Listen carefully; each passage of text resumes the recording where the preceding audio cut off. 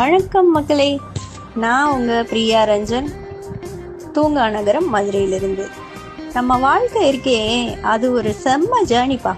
நம்ம பிறந்ததுலேருந்து தத்தி தத்தி நடக்க ஆரம்பித்ததுலேருந்து ஸ்கூலுக்கு அழுத்துக்கிட்டே போனது, காலேஜை கட்டடிச்சது, முதல் சம்பளம், முதல் காதல், முதல் ஏமாற்றம், அப்பா எத்தனை நினைவுகள். ஒவ்வொரு நாளும் புதுசு புதுசாக கற்றுக்குறோம். சில நேரம் மேடு, சில நேரம் பள்ளம், சில நேரம் நம்ம கூடவே வருவாங்க, சில பேர் பாதியிலே இறங்கிடுவாங்க.